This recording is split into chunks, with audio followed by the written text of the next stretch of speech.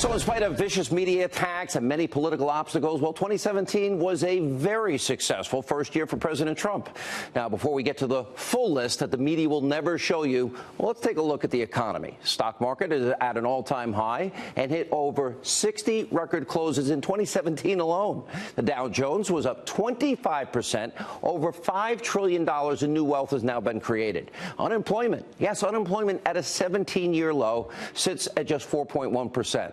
And since taking office, President Trump has created 1.7 million new jobs. African-American unemployment, a 17-year low. We ended the year with consumer confidence sitting at a 17-year high. Home prices are up 6%, as is home building. Regulations have been slashed at a historic rate, and the Trump administration cut 16 regulations for every new one that was created. Also, let's talk about GDP. Now, so far under President Trump, we have seen 2 quarters over 3%. Let's compare that with President Barack Obama, the only president in the history of this country to never reach 3% GDP growth for an entire year. And we can't forget about Obama's terrible economy. Millions more people on food stamps and in poverty, 95 million Americans out of the labor force, the worst economic recovery since the 40s, the lowest labor participation rate since the 70s, and the list goes on. Worst recovery since the 40s, lowest home ownership rate in 51 years. And unlike Obama, business confidence is now soaring under President Trump. In fact, the news is so good that even the liberal New York Times cannot even ignore this. Take a look at this headline. I didn't make it up. The Trump effect. Business anticipating less regulation loosens the purse strings. This is exactly what we've been seeing happening all across the country. You couple that with the brand new $1.5 trillion tax plan that is now taking effect, and what you have is a recipe for a Reagan-style economic explosion. You, the American people, you're beginning to see the direct impact of this tax bill. For example, companies like Boeing, AT&T, Comcast, Wells Fargo, and Fifth Third Bancorp all announced employee bonuses or pay increases following that bill. That's real money back in the pockets of the forgotten men and women that deserve it in this country. Take a look, for example, what happened over at, liberal CBS News. They had an accountant crunch the numbers to see how the tax plan is going to impact the middle class in this country.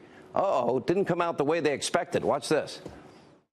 We wanted to see how folks will actually fare. So we asked households from 3 different parts of the country to send us their tax returns, and then we had an accountant calculate how things will change for each of them.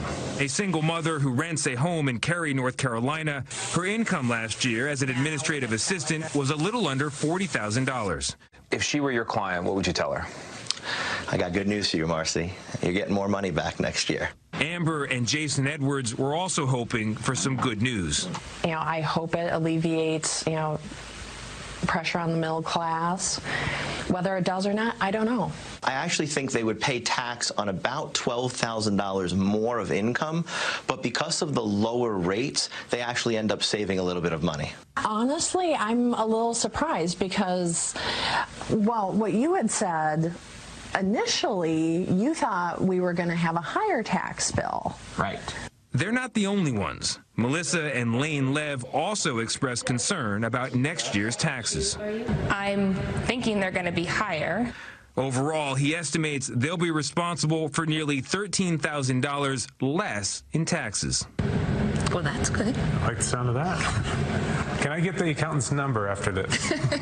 So wait a minute. So all 3 families that we brought to you, they're all going to see a decrease in their taxes. Every single one of those families will have more money in their pocket next year. Look at that. All 3 families are saving money. The tax cut will help middle-class families. They desperately need it. And by the way, the bill also gets rid of the Obamacare individual mandate, and it opens up energy exploration in Anwar. Oh, the lifeblood of our economy. More energy independence. And by the way, long-term secure jobs at high wages for Americans and lower prices for the entire country. All good. And when it comes to ISIS, President Trump, he has unleashed the U.S. military, and as a result, letting them decide, all but destroyed the terror group. Look at these numbers from the Department of Defense that the president tweeted out. The military under President Trump's leadership has done more in 11 months to defeat ISIS than Obama did during his last 28 months. And that's just a small sample of President Trump's many accomplishments for 2017. Take a look on your screen right there. Here is a list of President Trump's accomplishments for 2017. Ask yourself, have you heard the mainstream media, the Destroy Trump media, anybody on the left, any liberal ever mention any of these things? Have you heard them talk about how the president's accomplishment and all of these accomplishments have positively impacted the country? Probably not. They want and have wanted from the beginning the president to fail. Now, this is exactly why the media, the pundits, the political elites are predicting a huge, massive Democratic landslide in November of this year in the midterms. But before they get too giddy, too excited, let's keep this in mind. Well, these are the so-called same experts, political experts, who all said President Trump never stood a chance. So maybe they should put a little bit of the pump on the brakes here and not get so giddy. As a matter of fact, it may turn out to be just the opposite. The president, by the way, has created what I am calling a blueprint for victory in 2018. I hope the Republicans in Washington are paying attention. Now, they did get their act together in December. I do give them credit. But they need to do more. They need to keep the momentum going. Tax cuts, that's a great start, but they need to keep, for example, like building the wall, finish repealing the disaster that is Obamacare, keep that promise, replace it with free market solutions, health care savings accounts, health care cooperatives. They should also pass welfare reform. It's desperately needed again. They should cut other wasteful government spending programs. We know the Democrats, they're signaling that they want all kinds of concessions in these upcoming negotiations in coming weeks. Republicans, you need to show some backbone, at least for once. Stand up for principles. Get your identity back. And here's why. You always get the tax cut. You never get the tax cut. You always get the tax hike. You never get the future spending cuts. We always get the immediate concession or amnesty, but you never get the border wall built. You never get the border security. So you Republicans, you need to take this past approach and flip it upside down, because so far it fails every time. So the GOP, you want to win in November? You need to demand that things like the border wall will get built, and built first, before anything else can happen as it relates to immigration. Now, the American people, they need to see 200-300 miles of this border wall built before the election. That will help you politically, and it's good for our security. And the same goes with other issues. That's the blueprint politically for success in 2018 in the midterms. And Republicans, you follow that, you'll be successful. Also tonight, if 2017 is defined by any one thing, it will be the news media's epic fail. What did we hear all last year, the entire year, from the mainstream liberal media? Russia, collusion, collusion, collusion, Russia, Russia, Russia. Well, that fake news narrative is pretty much completely blown up in their faces after a year of nonstop, breathless reporting, anonymous sources, hysteria on their part. Because so far, up to today, zero evidence of collusion between President Trump and the Russians. So now the media, they've got to latch on to something quick. They're not going to admit they're wrong. So the new narrative of the liberal media is that conservatives actually hate the FBI. They hate law enforcement because of the bias that we're exposing in the Russia investigation. Watch this. It is astounding to see conservatives acting like the FBI of all organizations is some kind of liberal deep state, horror show. The message is, don't look at or think about what may be under investigation. Let's find whatever we can to undermine the pillars of the respect that we tend to confer upon institutions like the FBI and the Justice Department. There's only one institution that really has been tainted through these months, and that is the Trump presidency. It's tainted by the president's lies, by his disrespect for American institutions operating under the law. The career civil servants at the FBI and in the intelligence community are working as hard as ever, but this can't be good for morale. Well, that's the new narrative. Conservatives, this is laughable. Republicans hate law enforcement. And you know why it's laughable? Because the liberal media, They are not the people that respect law and law enforcement, and they've been that way for decades. We'll explain in a second. But first, I want to educate all my failing colleagues in the media that have been wrong so often. Now, if you had any sense of real law and order in our constitutional republic, you might investigate Hillary Clinton and, yeah, the numerous felonies we know she committed, if you care about it. You should maybe look into her top aide, Uma Abedin, and her criminally mishandling of classified information in those emails. And if you in the media, if you really cared about truth at all, maybe look into this. And that's Mueller's merry band of Democratic donors who, let's see, contributed, only to Democrats, politicians like Obama and Hillary and the DNC. Imagine for a second if it was a bunch of Republican donors that were investigating through a special counsel Hillary Clinton.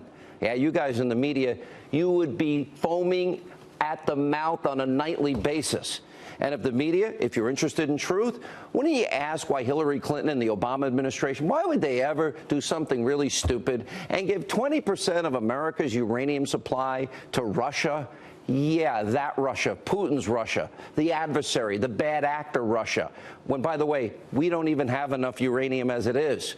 And maybe you'd follow the money if it was Donald Trump and $145 million pouring into the Clinton Foundation and her coffers while she's Secretary of State from the very people involved in this particular deal. Again, if it was Donald Trump, I know you'd be all over it.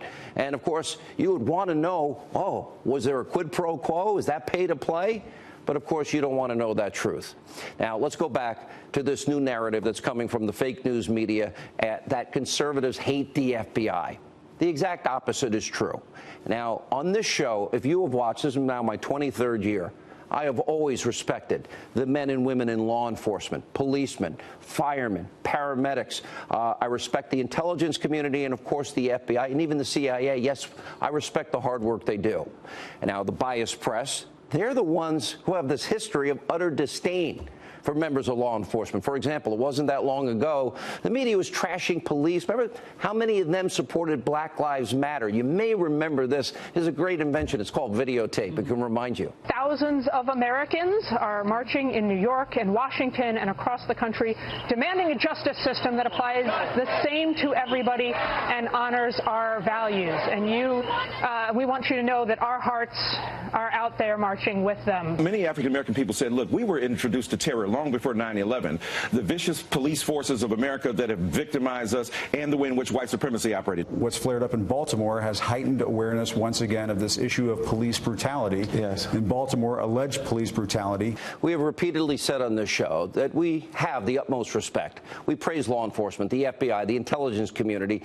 The issue we have in this particular case is very specific because you have a few select people that have shown a very anti-Trump political bias. So we have to ask the media a couple of questions. Do you support people like Peter Strzok, the guy that hates Trump, loves Hillary, the FBI agent involved in everything, and his FBI lawyer girlfriend, Lisa Page? Together, by the way, they call President Trump just about every single swear word that I can even think of, and I swear.